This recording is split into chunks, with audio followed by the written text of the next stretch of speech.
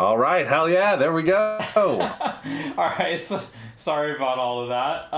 So Problem. for anybody who didn't catch it, like we're doing money in politics, controversial topic that we haven't really covered before. We're going to be covering a Yale lecture on this. I think most of us have heard lots and lots of amateur opinions on this topic. I'm hoping that we can learn something from a political science professor. So, all right, let's do it.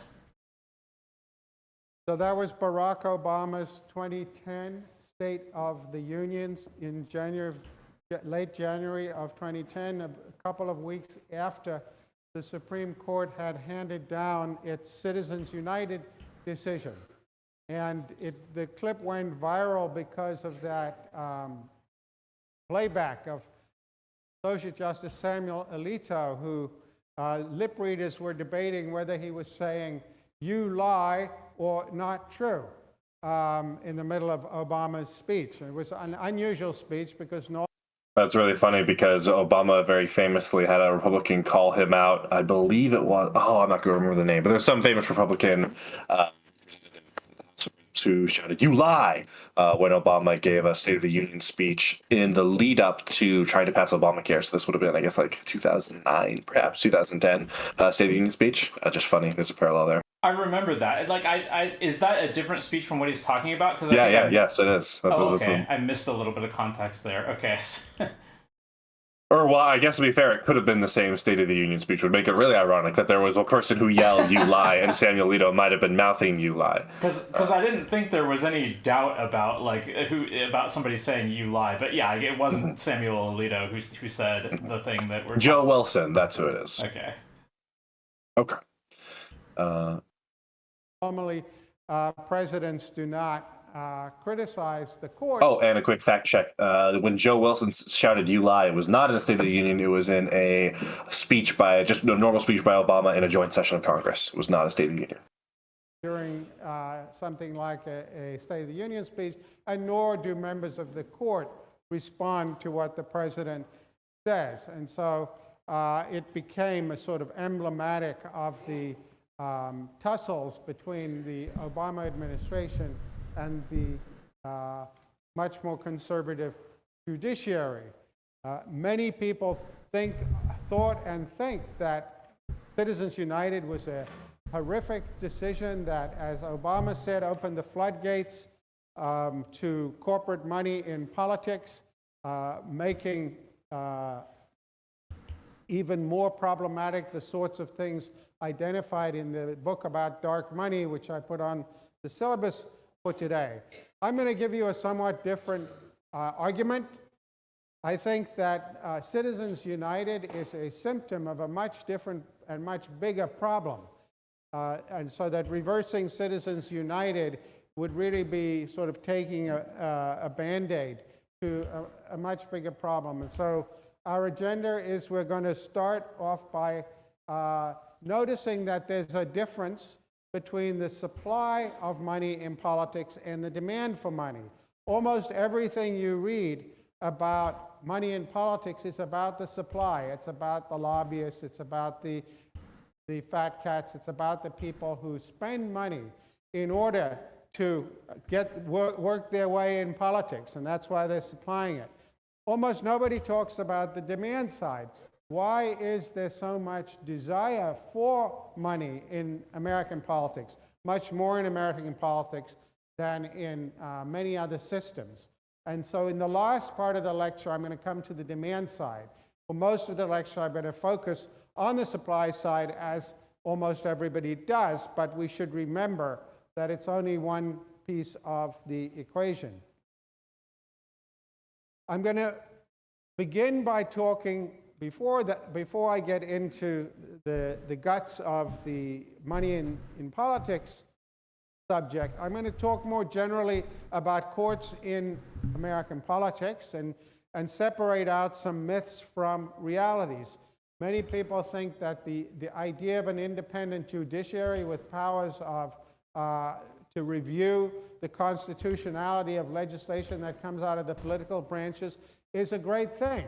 if you look at the third and fourth waves of democracy around the world, which I'm going to be talking about on Thursday, the idea of a separation of powers is a big American export. It's often the feature of the US Constitution that is most often copied in constitutions around the world. I'm going to start out by spending some time on myths and realities about the role of courts in American politics and more generally. Then we'll go into the history of the First Amendment since the 1976 decision, Buckley versus Valeo, where the modern world of money and speech really gets started. I'll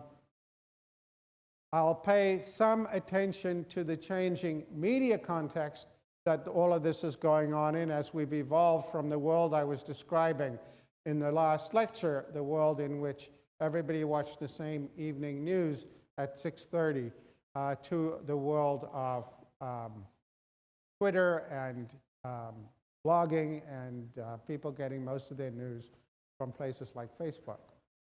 And then we will conclude by attending to the demand side, the much neglected demand side, which will become an important feature of my argument later in the course.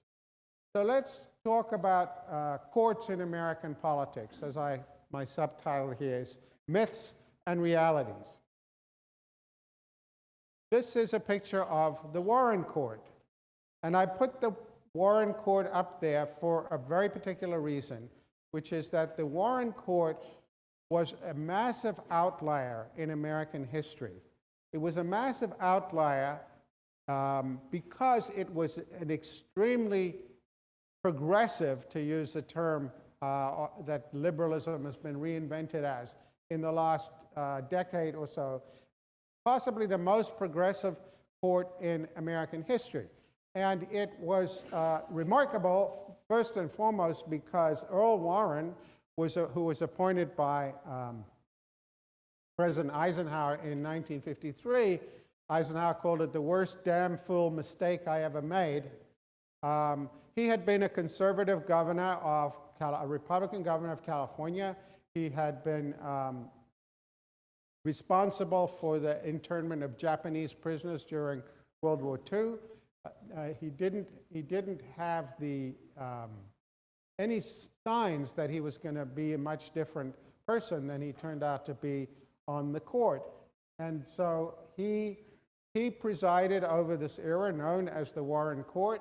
And as you can see, actually, interesting, if you go down to the bottom of the slide there, you can see another one that Eisenhower pretty much got wrong. Eisenhower's appointees are in blue there.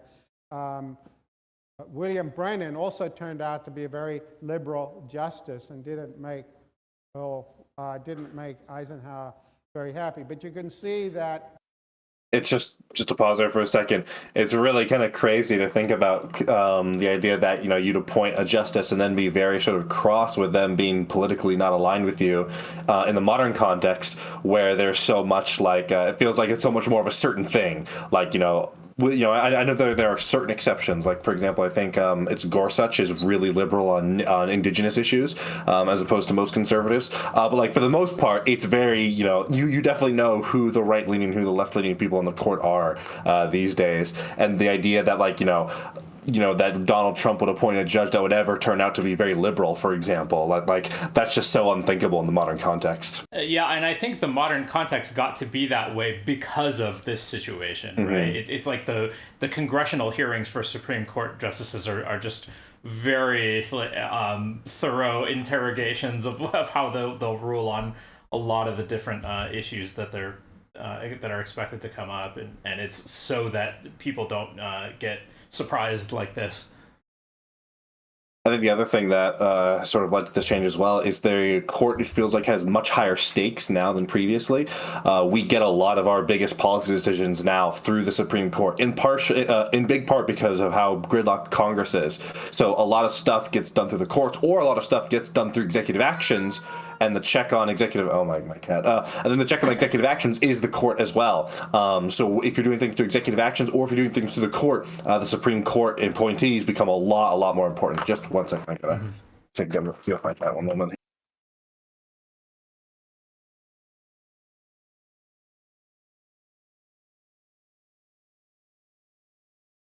Yeah. Anyways, so yeah, I think that's another big reason for why the court has become so much more political in the last couple decades. Mm-hmm. There were 4 holdovers in Beige appointed by FDR, and so it turned out to be the case that for much of this period, the court was extremely liberal. And it's also the case, and maybe not so surprising when I make this point, that if you look at the academics who are champions of judicial review, the Lawrence Tribes, the Ronald Dworkins, the Owen Fissers of this world, they are people who came of age during the Warren Court. And many people thought that this was a sort of secular development, that the court, which had struck down, this Warren Court, which had struck down a lot of racist and racist legislation and legislation that had been harmful to poor people, was sort of a new normal, a wave of the future, if you like. And after Warren was replaced by Warren Burger, and we started to get more conservative drifts of the court, you could often read, for instance, in the New York Review of Books, you could read articles by people like Dworkin attacking what was happening to the court as though they were undoing the new normal, and that this is a terrible thing and we just needed to get over this and things would snap back. So there was, in what retrospect is quite a lot of denial about what was actually happening. But just to give a sense of how liberal the Warren Court was, this is the court that was responsible for the decisions in Brown versus Board of Education, 1954, and then the follow-up decision the following year that said separate but equal cannot stand. This is the court that in Baker versus Carr in 1962, and a subsequent case 2 years later, said the court can get involved in redistricting cases, that this is not a political question that they have to keep out of. And then they ruled that districts have to be more or less equal in size, population size, which was a way of limiting the disenfranchisement of urban voters.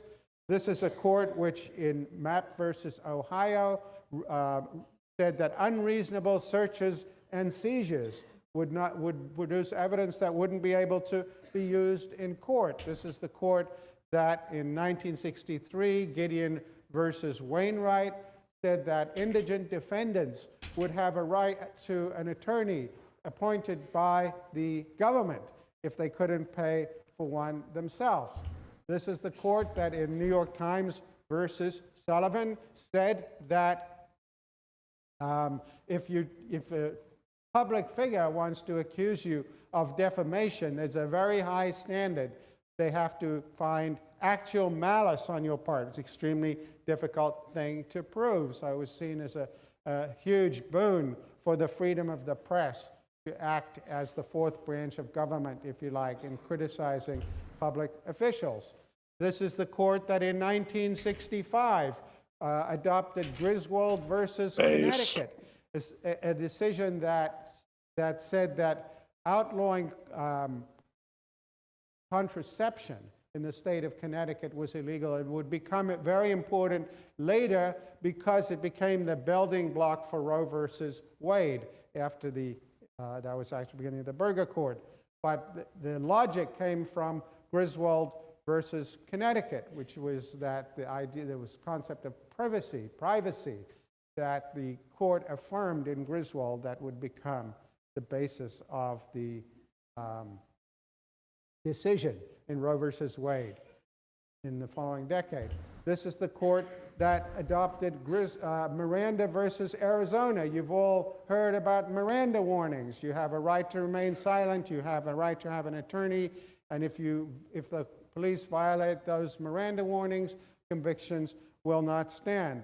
This is the court that adopted Loving versus Virginia, which outlawed anti-miscegenation laws, laws against interracial marriage in many that had then prevailed in many states.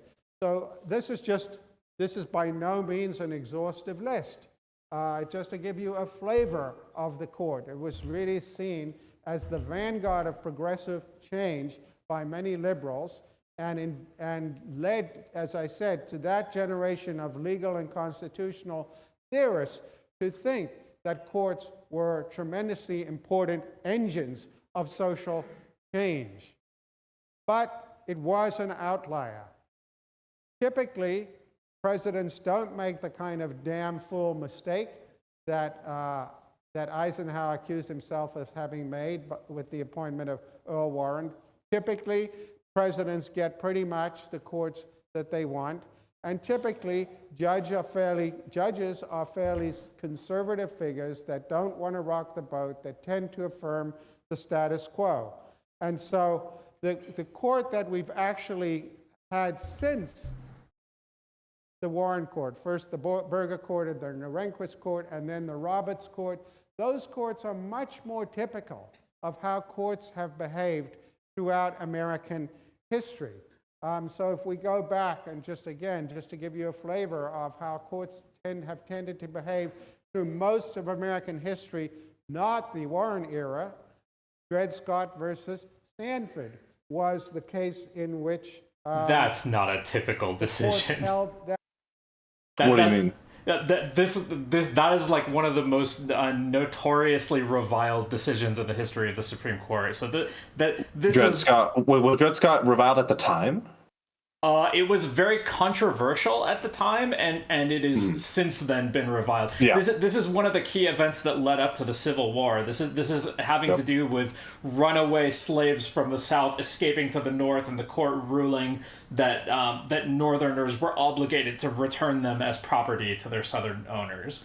And this is seen in retrospect as being like a big. Man, I mean, I'm sure you can imagine some of the reasons why this is controversial, but that is not like a small c conservative decision at the time. That was considered like a big reach of court authority at the time. That blacks were not citizens within the meaning of the Constitution. It had not been contemplated to include them as citizens, and so a fugitive slave did not have standing to go to court to get protection. This is the slaughterhouse cases in 1873. This is in the aftermath. This is the years when the Reconstruction was beginning to fail, and the court did its bit to make sure that it would be reined in. The slaughterhouse cases limited the application of the 14th Amendment's privileges and immunities clause to the federal government and refused to apply it to the states. A case, United States versus Reese in 1876, said that the 15th Amendment, which said that the franchise could not be denied on the basis of race, only denied it on the basis of race. It didn't deny it on the basis of what came to be used for proxies of race, like poll taxes or literacy requirements or the other instruments that were then wheeled out across the American South to disenfranchise blacks. The same year, they adopted U.S. versus Cruikshank, which said that the Bill of Rights does not apply to private actors or state governments, again, limiting the Civil War amendments in their range and force. The civil rights cases the following decade said that the 13th and 14th Amendments didn't apply to private individuals. Lochner versus New York in the early part of this century became emblematic of the court that would strike down much New Deal legislation in subsequent decades, eventually leading to FDR's attempt to pack the court, which blew up in his face as they were striking down so much New Deal legislation. But in fact, the court even though FDR he had threatened to appoint 5 new justices and produced a lot of opposition, but after that, the court did back down somewhat. This is the court that, this court in 1944 adopted Korematsu versus the United States, which allowed for the internship of Japanese Americans during the war. 2013, Shelby County versus Holder. This was a decision that cut back on the really important parts of the Voting Rights Act, which had required states with the history of suppressing votes or making it difficult for African Americans to get to vote, to have pre-clearance from the Justice Department that there was no longer a problem. And as I think it was Justice Ginsburg said in her dissent, it was a bit like saying we should we no longer need our we can throw away our umbrella, even though the reason we're dry is that holding it up. So big reductions on the Voting Rights Act. And then, of course, the court, the topics we're going to be talking about in more depth today, the courts about money and speech, from Buckley to Citizens United, and subsequently. So again, this is just a flavor as well. But I don't really know what factors are tying all of these together that makes it so that these are more typical for the court. I'm really not sure. Yeah, I don't know. I mean, it seems like he's using it to just say the court will more often side with status quo powerful people as opposed to minorities, or I don't know, something like that. Yeah, I guess. And I sort of get that. It feels a little much. But Yeah. I don't want to pounce on him just yet. Yeah. But the big point here is that these kinds of decisions are much more typical of how constitutional courts have behaved across the range of American history. And so we need to come to terms with that the Warren Court was a remarkable outlier, and it should give us pause in thinking about how important it is to empower courts to behave in the ways that they typically have done. There's a lot of scholarship on this subject. I want to just alert you to some of it. Perhaps the most famous article is one piece by Robert Dahl, published in 1957. He was a longtime professor at Yale, and this is a landmark paper in which he shows quantitatively that if you look at the data, there's no evidence that Supreme Court decisions or judicial review has actually contributed anything more to the protection of minorities or rights or vulnerable people's rights than not having the court there. If this is a book by a professor now at University of Toronto, Ryan Herschel, was a dissertation in this department, where he looks at countries that have gone from not having judicial review to having it. Countries like New Zealand, Israel, and elsewhere, and shows you can't see any significant difference in the protection of individual rights when they go from not having it to having it. Mark Tushnet, a legal scholar, now I believe at Harvard, has written an important book arguing about why giving more and more control over the Constitution is not a good idea from the point of view of protecting the sorts of rights we want protected in a democracy. His Australian counterpart, another legal scholar, Jeremy Waldron, famous article here in the Yale Law Journal, so it's part of an ongoing debate between him and Ronald Dworkin. Dworkin was advocating a Bill of Rights for Britain, and Waldron was saying, don't export this aspect of the American system. And finally, another important book that started out as a PhD dissertation at Yale by Gerald Rosenberg, a professor at Chicago, about Brown versus Board of Education and subsequent decisions, which says that if you look at the real progress that has actually been made in school desegregation, where it's been made, has come from legislatures and not courts. So all of this is just a salutary reminder that we should think about the reality that is not only in American history, but if you look comparatively, the most important variable from the standpoint of protecting individual rights and vulnerable minorities is getting democracy, about which I'll have more to say in coming lectures, and adding judicial review on top of that doesn't do very much, if anything at all. And indeed, sometimes it's inimical to the functioning of democracy and the decisions that are made by democratic legislatures. So, all of that is by way of throat-clearing preamble. Can we pause for a second? To our subject.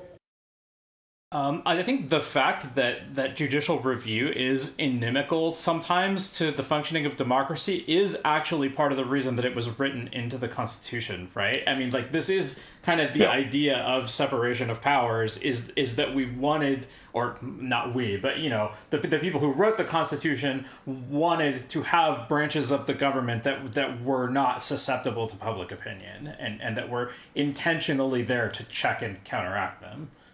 Mm-hmm. Yeah, I mean, the interesting thing in that is that arguably from a purely textualist position, judicial review is never explicitly outlined in the Constitution as something that the courts do. There was a very famous case, Marbury versus Madison, about this to establish the fact. But it's definitely, I think, part of the intent for them to be able to have that. I guess that's the sort of the caveat between the textualist and the originalist position. Judicial review was an established part of the common law and part of the courts at the time that some of the founding fathers had practiced in. Yeah, for sure. And you know, regardless of judicial review, they definitely, you know, they wanted these people to have lifetime appointments so that they would not have to be like susceptible to democracy in the same way that our elected officials are. Yeah, and I mean, arguably, I mean, part of the reason why, for example, the conservative justices on the court, arguably part of the reason, at least it was a contributing factor as to why they felt comfortable ruling against Trump in the election stuff, was the fact that they had to have their lifetime appointments. So that kind of insulation does definitely play into, you know, them being able to be outside of a lot of the more petty politics. You know, say what you will about, for example, you know, issues like abortion or money in politics, but these are not, you know, petty, you know, these are substantive ideological differences. They're not, you know, just playing aside. Yeah. All of this does seem like a lot of setup for them to just get to Buckley versus Vallejo, right? It seems like, you know, you probably could have spent 2 minutes talking about how the Warren Court was more liberal than most, yeah. but I don't know. For today, and this is Exhibit A, if you like. This is the main message of this lecture. It's Exhibit A in observing that relying on courts as ways of protecting democratic institutions might not be such a great idea. So, where we have to start, because we have a written constitution, a constitutional system, is with the First Amendment, and particularly the speech clause of the First Amendment, which says that Congress shall make no law abridging freedom of speech or of the press or the right of people peaceably to assemble and to petition the government for a redress of grievances. So this is the text which we're all working from. And what I'm going to do now is take you through basically the 40-year history since Buckley versus Vallejo of how the court has interpreted the speech clause of the First Amendment as it pertains to money in politics. So the background to this is in 1974, when Congress had enacted very radical changes to the federal election campaign of 1971. They did this over Gerald Ford's veto, and it was the first comprehensive effort by the federal government to regulate campaign contributions and spending. Money was starting to become a really important issue in American politics, and they felt the need to do something about it. I will just note, and pick up this point later, this is the period at which American political parties were starting to become weaker. And I think there's an important connection between weak parties and the need on the part of politicians for money that I'm going to spend more time on later. So the key provisions of the 1974 legislation were to limit contributions to candidates for federal office, limit how much can be given to campaigns. It required the disclosure of political contributions, no secret contributions. It limited expenditures by candidates and associated committees, what we today would call PACs. And it limits independent expenditures to $1,000. And then finally, it put limits on what candidates could spend from their own personal funds in order to get elected. So it was the goal was really to rein in the use of money. And you'll see two terms there that the distinction between which becomes important. The two terms, contributions and expenditures. And they make a distinction between contributions and expenditures, which drives a lot of what they are doing. They also provided for public financing of presidential elections. 2 years later, we got Buckley versus Vallejo. And Buckley struck down most of that legislation as unconstitutional violation of the speech clause of the First Amendment. It held the following. It said, it's all right for Congress to limit contributions to campaigns. And the argument there was because there's a risk of corruption. If you have people making contributions, they can get a quid pro quo, and that's not cool. But it's not okay to limit expenditures. Here the First Amendment rules. So the idea of an expenditure is if I want to go out and spend money saying I think that Christina should be president, I'm just spending money. I'm not giving her money. I'm expressing my First Amendment views. And that is not, it's not legitimate for Congress to limit expenditures. It's also not legitimate to stop Christina from using her personal funds to get elected because there's no risk of corruption there either. We saw Donald Trump making this argument in the 2016 campaign, saying, I don't need money from special interests. So there's no risk of a quid pro quo. So the argument went. And most important, they said, the idea of leveling the playing field in elections, it might be a desirable thing for governments to do, but it's not that important that it should rise to the level of interfering with the First Amendment, because the First Amendment protects what the court in its interpretive dicta calls a fundamental right. And the fundamental right stands unless there's a compelling government interest. That it's they subject possible violations of fundamental rights to the highest or the most stringent levels of judicial scrutiny. And they said, be nice to level the playing field, but there's no constitutional requirement of a level playing field in elections. There is a constitutional protection of free speech.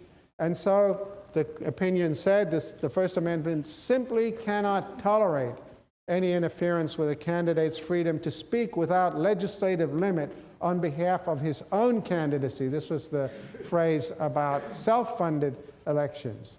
And then more generally, this is a nice metaphor. This is actually in a footnote to the decision where the court says, being free to engage in unlimited political expression, subject to a ceiling on expenditures, is like being free to drive an automobile as far and as often as one desires on a single tank of gasoline. Who is the government to tell me how much gasoline I can put in my car? They might want to level some playing field, but this is about constitutional right protected by the First Amendment. So that was the decision. There's some important assumptions I want to just flag. One is that money is speech. In a dissent, Byron White said money isn't speech, money is money. And money is, he might have also said money is a megaphone, but, or megaphone for speech. The second is the one I've already mentioned, that the government interest in leveling the playing, should say field, is not compelling, and so must give way to fundamental rights protected by the Constitution. And the third is that the only corruption worth worrying about is quid pro quo corruption. Of course, we're hearing a lot about quid pro quo corruption at the moment. And unless you can actually show the smoking gun of quid pro quo corruption, I give you something and get something in return, then you can't show, there's nothing to worry about from the standpoint of the corruption of the system. And so that was what was launched in 1976 by the court.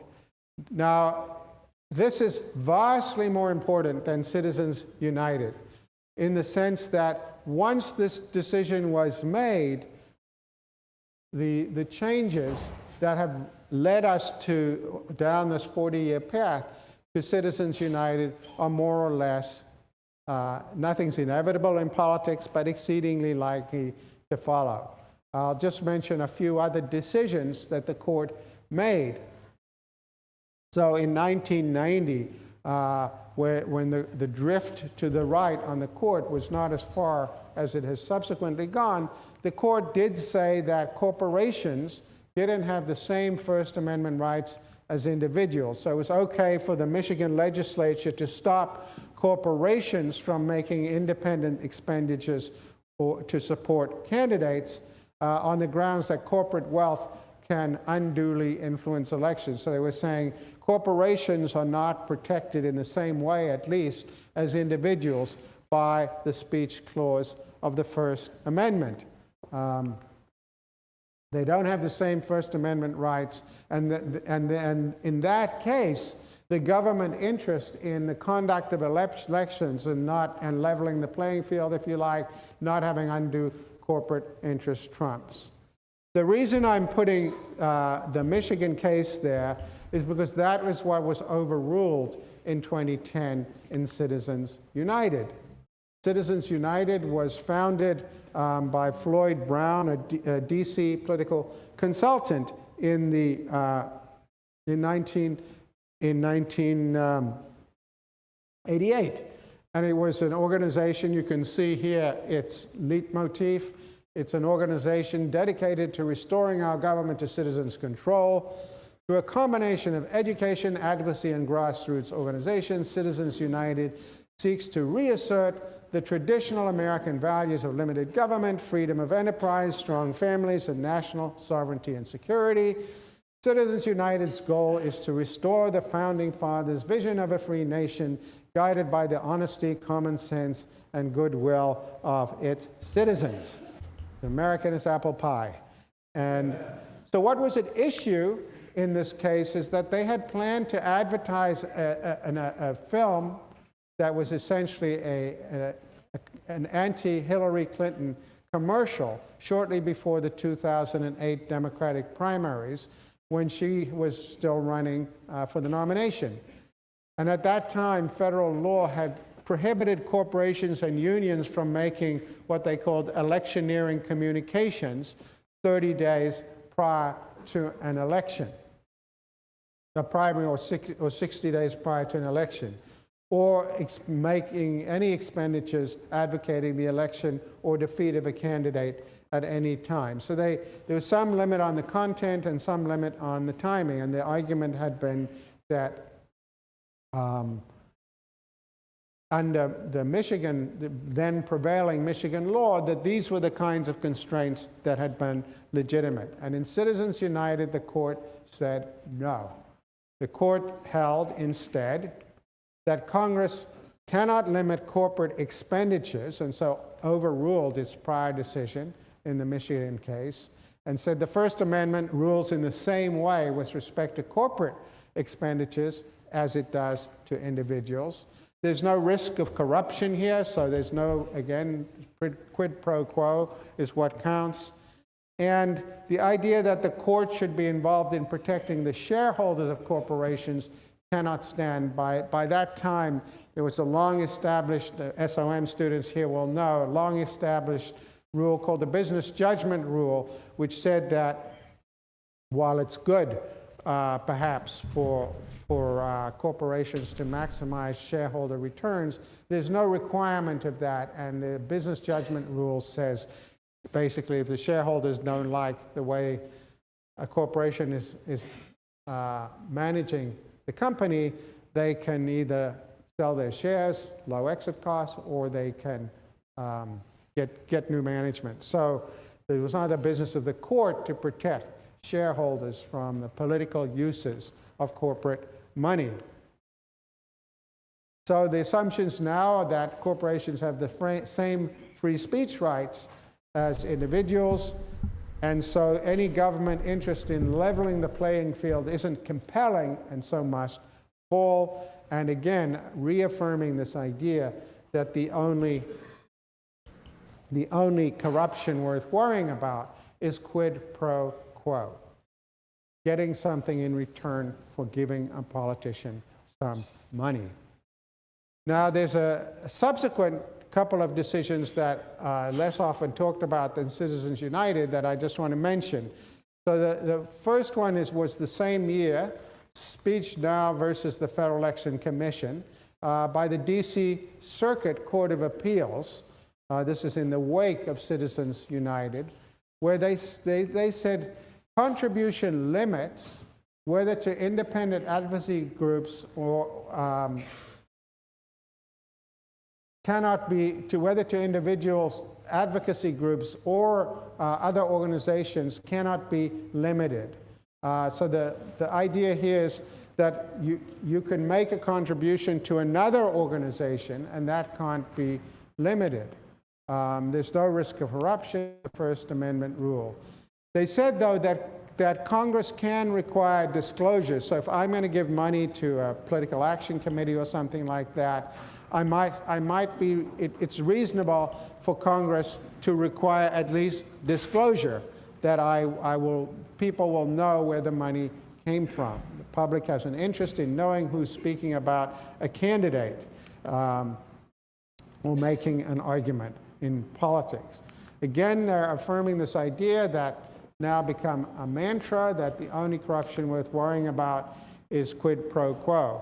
But the second assumption they made is that this idea of shining light through publicity would be enforceable, that it would be possible to say that corporations could give money to political action committees, and as long as they disclosed it, there was no risk, if you like, to the political system.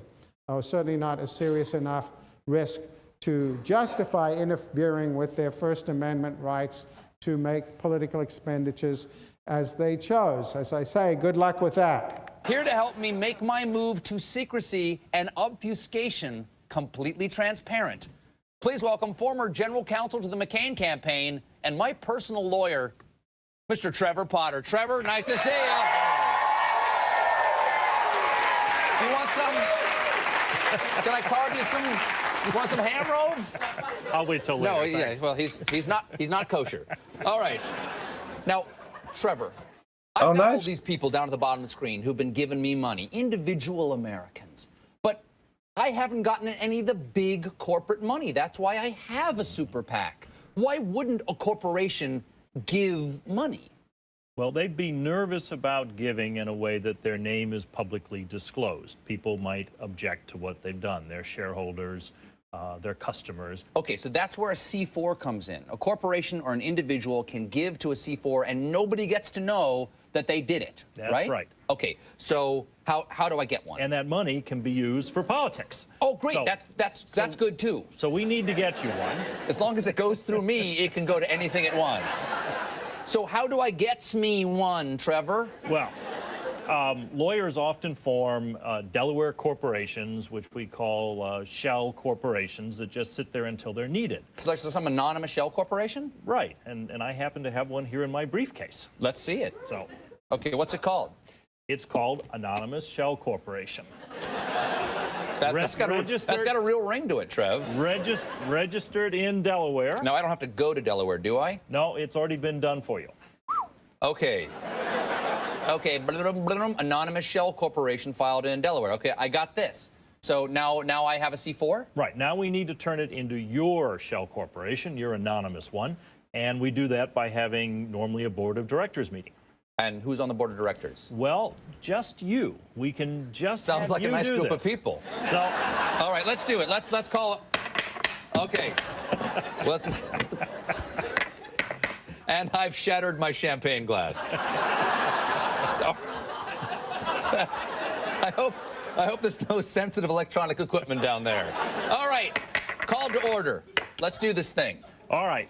So, this says that you are the sole director of the corporation I am. and that you are now electing yourself president, secretary, and treasurer. Sounds like a great board. And you are authorizing the corporation to file the papers with the IRS in May 2013.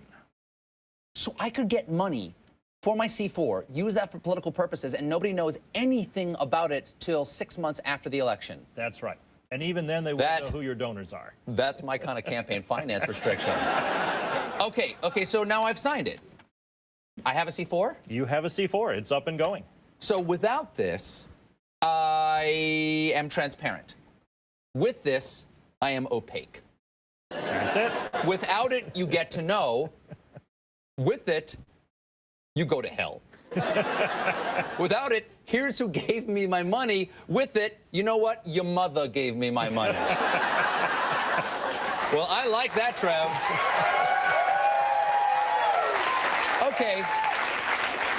Okay, so now I can get corporate, individual donations of unlimited amount for my C4. What can I do with that money? Well, that C4 could take out political ads and attack candidates or promote your favorite ones, as long as it's not the principal purpose for spending its money. No, my principal purpose is an educational entity, right? There you go. I want to educate the public that gay people cause earthquakes. There Okay. are probably some C4s doing that. Can I take this C4 money and then donate it to my super PAC? You can. Well, wait, super PACs are transparent. Right. And the C4 is secret. So I can take secret donations of my C4 and give it to my supposedly transparent super PAC. and it'll say given by your C4. What is the difference between that and money laundering? It's hard to say. Well, Trevor, thank you so much for setting me up in this brave new world. Dismissed. Trevor Potter, everybody. So he called it right. What we see after the speech now is enter the super PAC. And you have political action committees that can raise and spend unlimited amounts of money from corporations, unions, individuals, and associations. That is from anyone. And so just people who are interested in the details of this, super PACs can choose either to be what had been known as a 527 or a 501c4 organization. So the 527s, these had been created by the IRS to allow organizations and committees to raise and spend money specifically to influence politics. but they had to report donors and contributions. So they accept their donor lists will be made public in exchange for greater freedom to directly influence election initiatives, if you like. The 501c4, as you saw, that's what was being described in the video, works a little differently. It's a nonprofit, just a little different from a 501c3, which is what Yale University is. It was created in 1913 with the intention of creating tax exemptions for civic and commercial organizations that focus exclusively on social welfare. And it can also collect unlimited funds, and here's what they were keying off of. 501c4s do not have to disclose their donor lists. Basically, they forfeit their ability to engage in politics as a primary function, but they gain the ability to keep the sources of their funding anonymous. Somewhere along the line, however, the interpretation of the 501c4 statute started to evolve. First of all, the word exclusively educational came to mean primarily educational. And of course, once you have... How does that work, came to mean? I have no idea. This is like a statute, right? This is like a league. This is like in the codes. Like, this is on the books. It's not like interpreting a word in like the Constitution or anything like that. Like, this is literally a code. This is a law. So this makes me wonder if the word exclusively isn't in the original law. Like, perhaps there were different court cases where where the court case used the word exclusively, and then a later court case used the word primarily. Yeah. And both of those are interpretations of. Like, I mean, I'm just speculating. I don't know what the law actually says. But... have a word like primarily, you need lawyers to interpret what does primarily mean. And somewhere along the line, and it seems in the 1960s, the agency started to interpret primarily to mean 51%. And not clear why. I've done some digging into this. Perhaps there's a lobbying story there, I don't know. But so what it basically means is that you've got to spend 51% on your social welfare purpose, that gay people cause earthquakes, and you can then spend 49% directly on political activity. And this is what gave rise to the Lois Lerner scandal in the Obama administration, which some of you might remember. She was a mid-level operative in the IRS, and they were getting floods and floods of these new 501c4s. This is in the wake of the Tea Party movement. And so she was tasked herself with investigating whether they were doing the 49% or not. And she then got accused of disproportionately investigating conservative 501c4s, and that blew up into something of a scandal that went viral. Well, that was all generated by this law. So in effect, what it's done is it's said that you can engage in unlimited expenditures without disclosure. That slide is misleading. I will fix it before I post it.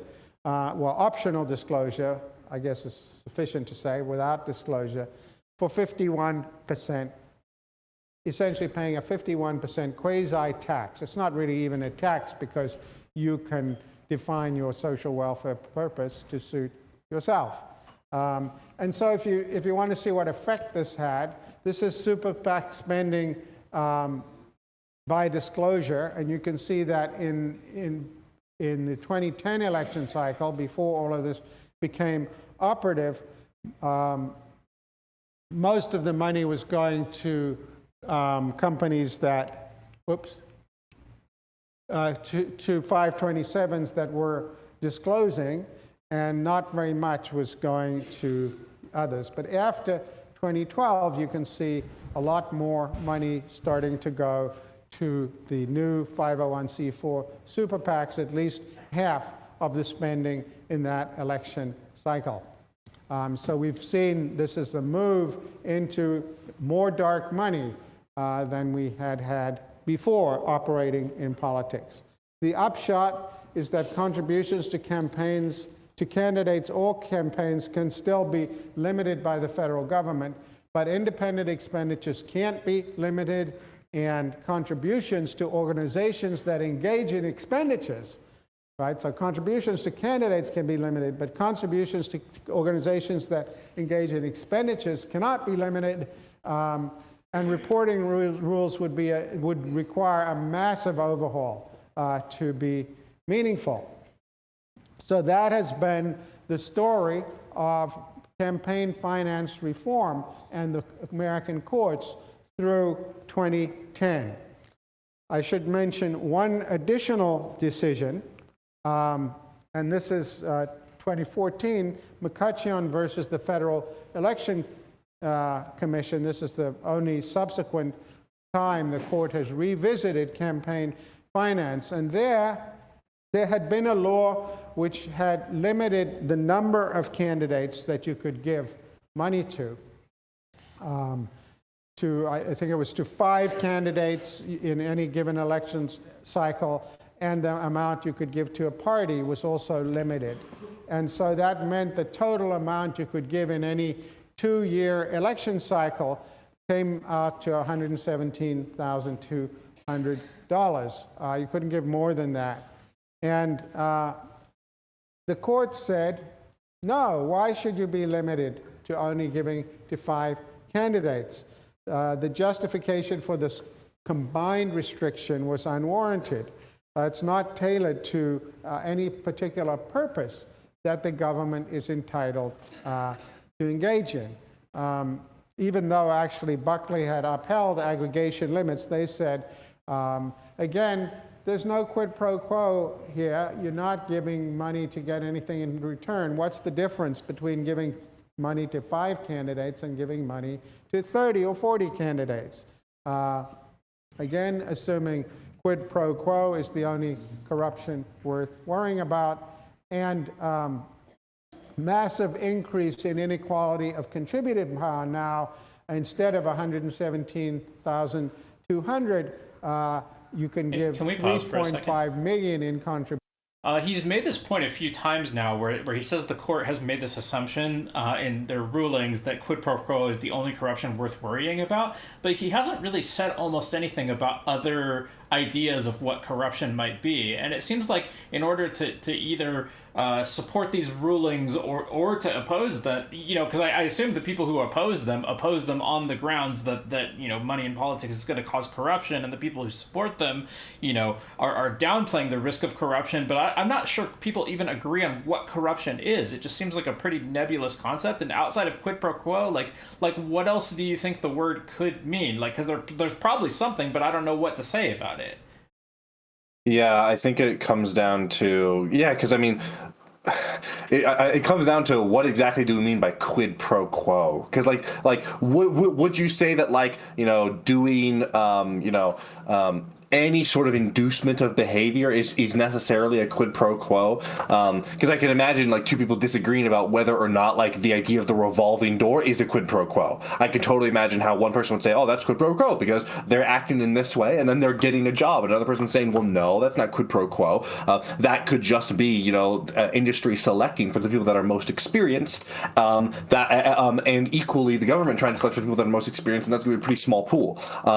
It seems, really, what do we mean by quid pro quo, and also what kind of quid pro quo can really be proven in a court versus what will always be nebulous. Yeah, it seems like a really weird standard, because it's you could imagine 2 people or 2 entities having some kind of mutually beneficial symbiotic relationship in politics where they just exchange favors back and forth occasionally, but it's not a one-for-one exchange in any of those cases. It's just, here, have a favor once in a while, and the whole point of it is just to cultivate the positive relationship with the other party, and then they occasionally return favors to you, so that you can't really look at any one of those interactions and say it's a quid pro quo. But then if you were to look at the entire nature of the relationship, it does seem like a big exchange of lots of favors for lots of favors. And it's like, Yeah. I don't even know how to assess that, like, in terms of, like, does that count as corruption, right? Because you can because I think that's the kind of relationship that, like, people have with each other. Like, just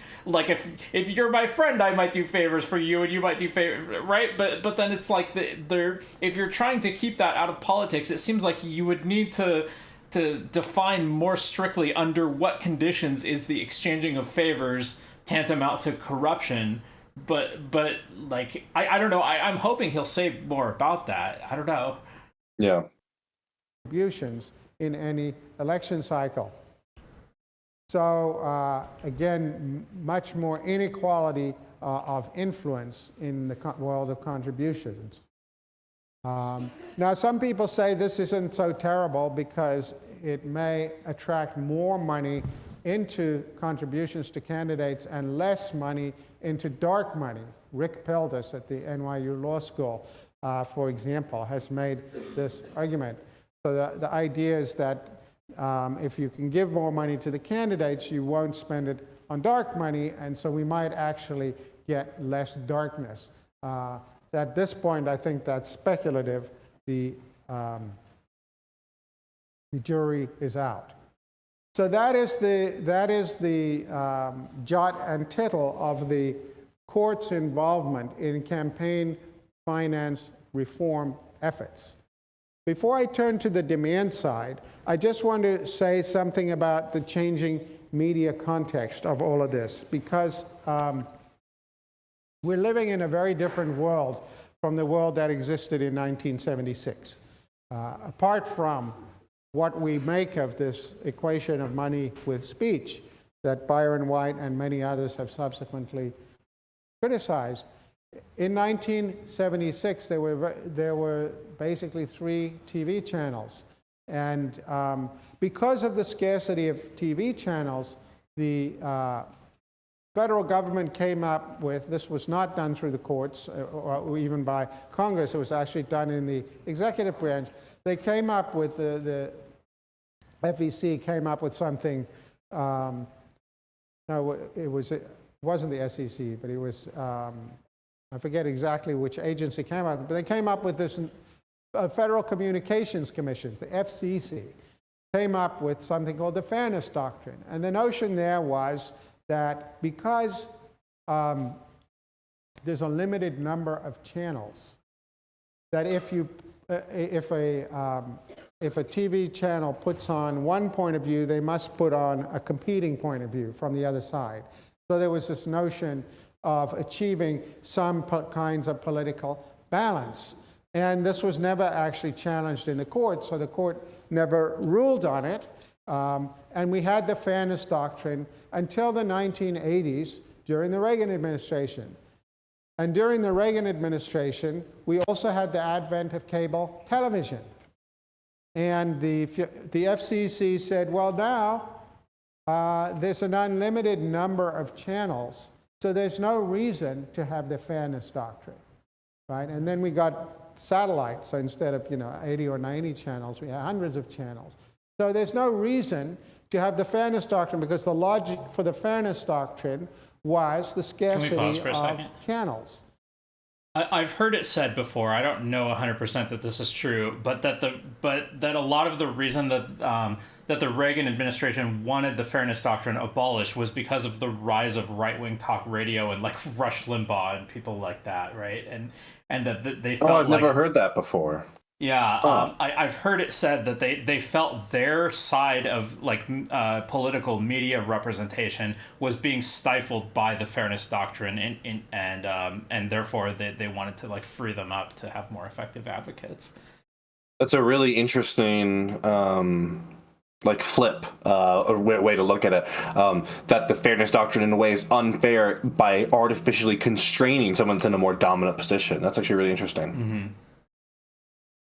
Now, there's no scarcity. In fact, more or less, Or yeah, sorry, just to follow up on that. Like you can imagine, for example, like a fairness doctrine being applied to something that like 98% of society agrees on. Like imagine like the fairness doctrine being like, all right, and now here's the case for why 2 + 2 = 3 or stuff like that. Yeah, that's actually really interesting. I never thought about it that way. Yeah. I mean, I'm to the best of my understanding, the way it was applied back then, it was mainly that like they would have TV shows where they would try to have like a Democrat and a Republican representing the two mainstream side, and like that's the kind of de facto how it worked.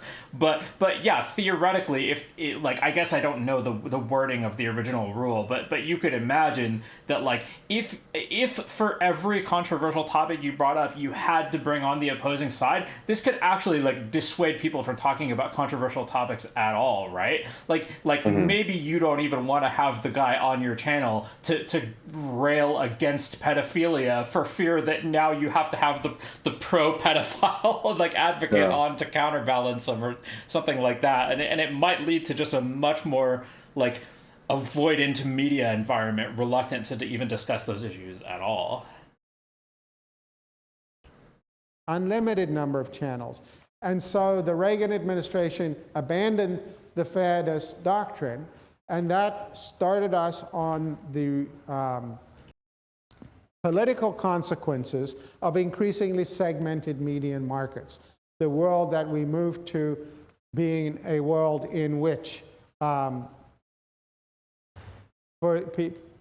people, liberals get their news from MSNBC, conservatives from Fox News or Breitbart, and then, of course, on to the world of social media, the world of people getting news from Facebook and so on. And so we're now in a world in which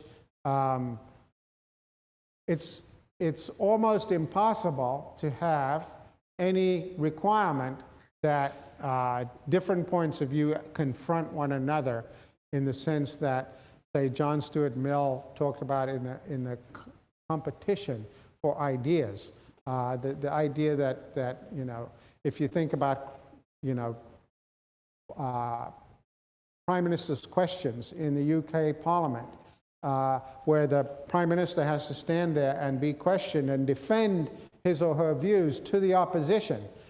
We saw earlier Margaret Thatcher defending her views against her Labour critics when she was leaving office. We never have that now. That political speech is not about institutionalized argument over policies. It's rather about mobilizing your own supporters. It's about you speak to the people who already agree with you. We know from Kahneman and Sunstein's research that I referred to last time, that tends to make people more extreme. And so political speech is really about mobilization of people within your world of like-minded people, and not about argument over policy. And that is a development that is underpinned by other changes in the political system that I'm going to get to briefly today, but more fully later on. So let's look for the last few minutes at the demand side. We've been talking this entire lecture about the supply side. We've been talking about why people want to spend money on politics and what kind of influence they think they can get from spending money on politics, whether it corrupts the system or not, you know, what sort of definition. Have we? I feel like we haven't got over that stuff very much. Why is it that politicians I don't want think so. money? Why do they need so much money? We spend much more money in politics in this country than in almost any other country. Why do politicians need money? Yeah. They attempt to put out their message by advertising. Okay, so they want to put out their message, but you know, British and German and Dutch and Australian politicians want to put out their messages too, and they don't have so much need for money in politics. So why? Who else? Okay, yeah. There's also an assumption here that the desire is means there is a real need. I actually tend to think that money is somewhat overvalued by political campaigns. So it seems I think there's a little bit of an assumption built into what the professor is talking about right now here. Yeah, I hope he gets into talking about like the extent to which it is or is not effective at getting them what they think they're going to get.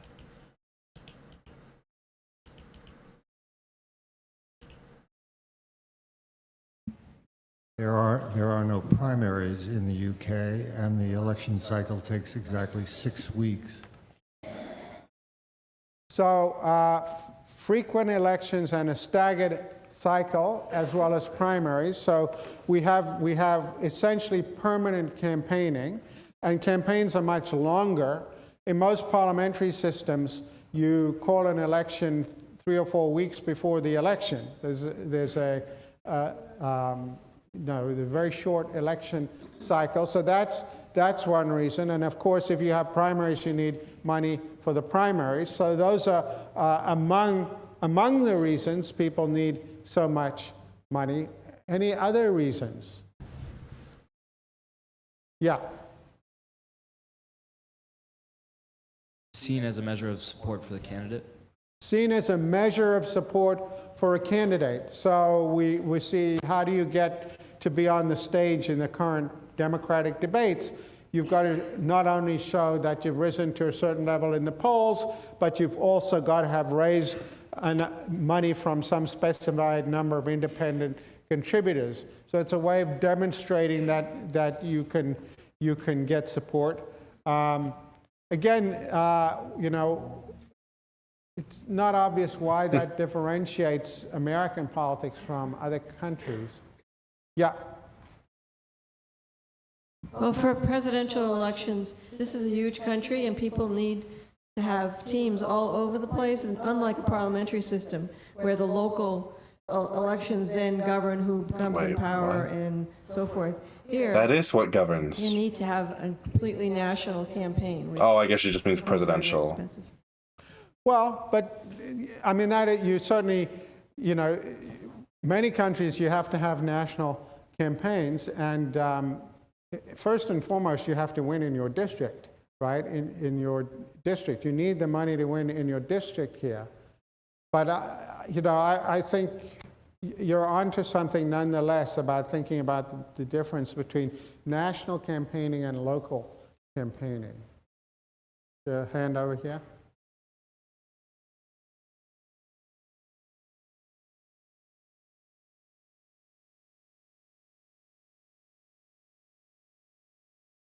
I'm thinking about like investments, so like stock market, almost like maybe they'll take in the finances and then like invest in bigger corporations and look. You're not allowed to do that. To put their name back out.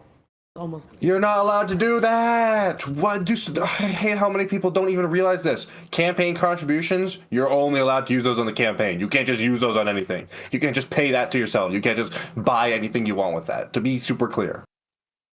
Well, I think focusing on people investing is also part of it in political investing. Here's a way to think about it, that we have very weak parties in the United States, and I'll say more about what makes a party a weak party. Part of it is primaries, but a weak party is a party that is very decentralized in its control. So in a country with stronger political parties, such as Britain, the party has a big say in who the candidates are going to be. They don't have primaries. As somebody pointed out, we have primaries. So another way of putting it is, in our system, all campaigning has to be retail. It's not, and retail campaigning is much more expensive than wholesale campaigning, because every person is running on their own for their own seat, and they need a lot of money to do that. And they can be threatened in their own individual seat. Some of you probably heard on the news this morning reports that there are some 35 Republicans in the Senate who privately would support convicting Donald Trump if the impeachment resolution goes through the House, but publicly will not. And the reason, and people come out and say it, they say if you did, you would immediately face a primary challenge in your district. And so everybody has to if you. That's true, but even in these, I shouldn't say parliamentary system, because really he's just talking about stronger parties, which is not necessarily true of a parliamentary system. Even in these systems where you have stronger parties, there's only so much insulation you can do in a democracy against these kind of opinions. A great example, speaking of the UK, would be Brexit and UKIP. The Conservative Party, the voters among the Conservative Party very much felt like they wanted to maybe do Brexit, or certainly a large chunk of them did. But the Conservative Party was very much against it, which led to the growth of UKIP as sort of this thing to eat the Conservative Party's voting bloc and force them to address the Brexit issue. That's why when Brexit went through, the Prime Minister, he was Conservative, David Cameron, but he still resigned because he was not a Brexit guy, and the vast majority of the sort of conservative establishment was not.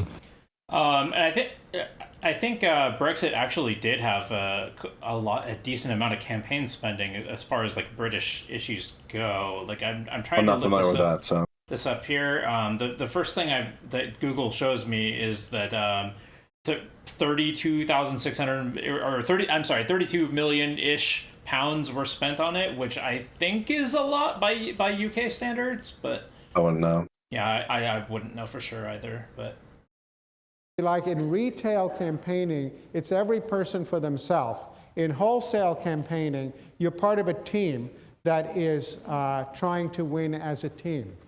And so in our system, politicians need vast amounts of money because they have to get elected retail. All politics is local. Is a famous American aphorism, but that means all politics is retail. So there might be benefits of politics being local, but the cost is that politics is very expensive. And of course, once you have a lot of retail campaigning, another reason why, by the way, is because in America, most people don't vote. So there's huge gains to be made by getting the vote, get the vote out efforts, which cost money, whether they are, get the vote out efforts literally or ads, stuff like that. If we had a mandatory voting system, there'd be a lot less gain to be ground on some of the things that are the biggest spenders of money by the parties. Yeah, so by the way, I think we do actually have over 50% participation among registered voters. So I think it's not literally true that most people don't vote, but I'm kind of with you on that must only be for presidential elections. Oh yeah, I'm sorry, you're right. It is. It's only for presidential elections. The same is not true for primaries or whatever. But I'm kind of with you on the mandatory voting thing in that it removes the incentive to win by emphasizing turnout over your opponents, right? And the turnout thing is troubling for several reasons, but yeah. It also turns raising money into something like an arms race, because if you don't raise as much as your opponent, you're not going to be able to have enough money perhaps to get on the debate stage or to get enough media time in order to prevail. And so this is why public funding limits are so inadequate, because what happens is no matter where they're set, people soon discover that they can raise more money if they don't take the public funding. The idea is if you take the public funds, then you've got to limit your fundraising. But the last time the cap was increased was before 2008, and President Obama, who was the first person to use crowdsourced fundraising, realized very quickly that he could raise a lot more money than the limit. I forgot what it was then. It was several $100 million, but his was the first $1 billion presidential campaign. So public funding limits don't work in a world in which people can raise as much private money as possible, and in a world in which you're basically trying to communicate with your base voters. You're trying to communicate to the people who mostly agree with you. And so that's one of the reasons why we find it so difficult to limit the role of money in politics. Some other reasons why there's so much demand for money is that I said to you earlier when I was talking about the resurgent right and the anti-tax movement, that a lot of those bodies invested heavily in think tanks because they thought the universities were dominated by the left and be much more efficient to spend the money in places like Heritage, the American Enterprise Institute and the Cato Institute, and so on. Now, a lot of money, particularly in response to these recent court decisions, is moving from the think tanks. The think tank gap between Republicans and Democratic think tanks has closed somewhat, and the money, it seems, is going into these 501c4s, and that, again, means, from the point of view of the arms race of politics, that your opponents are going to have more money spent on them, and so that you therefore need to get it spent on yourself. And so, again, we find that the remedies sometimes make the problem worse. Just a point about the arms race. I think that this is an area that's actually ripe for reform because politicians hate it. They hate, if you do any interviewing of candidates, you'll see this. Politicians hate it because they have to spend all their time raising money and because they're then controlled by the people who give them the money. And they don't like citation needed? Yeah. You can't just say that. That's like one of the most important things in this whole issue. You can't just say that. The structure of an arms race is you can't stop. Underneath it is something called the prisoner's dilemma. Even though it would be in the interest of both of you to stop raising money, if you could agree to do that, the logic of the situation keeps driving people to raise more and more and more money. And so actually politicians, the vast majority of them, would like to get something to stop the arms race, which is why they passed the campaign bill in 1974 that we began with over Gerald Ford's veto. And the reason is that they were trying to put a constraint on the arms race so that they wouldn't have to raise this money. So, but for the court, this problem wouldn't exist. And I think it's, as I said, a salutary reminder of the cost of having independent judiciaries. One final point is that there's been a lot of talk about crowdsourced funding. Maybe this is the antidote. This is the antidote to big money in politics. You know, lots of millions and millions of little contributions. Isn't that great? It's like democracy is in the streets. People can give $1 or $2, and as I said, actually, Barack Obama was the first person to use crowdsourced funding in a big way. Bernie Sanders is very effective at crowdsourced funding, and so a lot of people have said, well, so maybe there'll be a technical fix here that we will get to counterweight the role of big money. But what the research shows is that even people who give small amounts tend to not be representative of their districts. They tend to be activists on the fringes of parties. They tend to be people funding groups like the Tea Party or groups on the far left of the Democratic Party. So the idea that that you're going to get less extreme views funded, particularly people who give any money outside of their own district tend to have very extreme views. Almost nobody gives money outside their own district who is not on the extremes of their parties. So the idea that this is going to be a way to sort of restore there we go. Yeah, that response that he just gave seemed like it missed the point to me, right? Because he was addressing the idea that crowdsourcing funding through large numbers of people could be a counterweight against large contributions.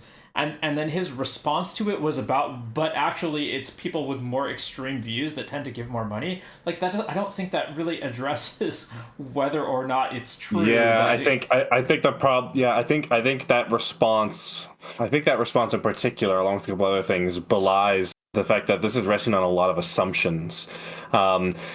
Because what he's saying is, oh no, that's not the real crowdfunding because it's by the crazy people. Like, no, hold on a moment. That is still just as valid as the crowdfunding done by the not crazy people.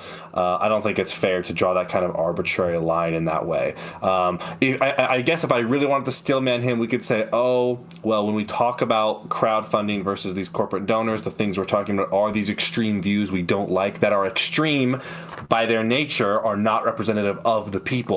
So when we talk about the counterbalancing of crowdfunding, we're talking about views that inherently would not be extreme because they are of the people. But even that, I think, is a little spindly and doesn't really get to the heart of the issue as whether or not you think there's a corrupting influence on the basis of the money coming from these corporations. Yeah, I think what he's trying to say is this might be just as bad as the dark money. Yeah. Influence of the median voter in politics is not something we should get too excited about. On Thursday, we're going to turn to part 2 of the course, and we'll look at democracy's fourth wave, as it emerged in the wake of the Cold War.